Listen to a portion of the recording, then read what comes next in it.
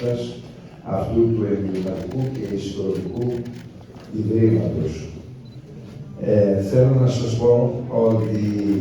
χωρίς τη βοήθεια όλων των συναδέλφων που είναι εδώ, που κατά τύχη πέρασαν από θέσεις ευθύνης όταν τους χρειάστηκε το γεροκομείο και υπέγραψαν τροπολογίες και σχέδια νόμου που σας βοήθησαν να προχωρήσετε πραγματικά σε αυτό το μικρό θαύμα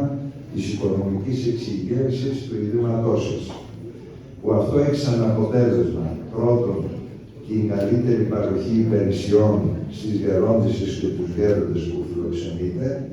αλλά και στην καλύτερη ποιότητα δουλειάς και συνθηκών δουλειάς στους εργαζόμενους και τις εργαζόμενες, χωρίς τη βοήθεια των οποίων τίποτα δεν θα μπορούσατε να είχατε πετύχει.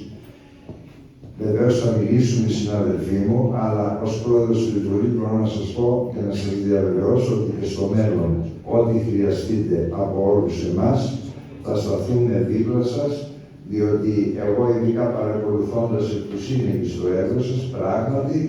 κάνετε το καλύτερο δυνατόν. Γι' αυτό εύχομαι στη νέα χρονιά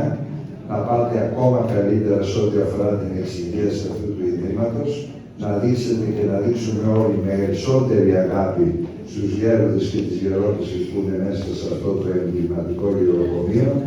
και στους εργαζόμενους να τους πω εκ μέρους της Βουλής ένα μεγάλο ευχαριστώ, διότι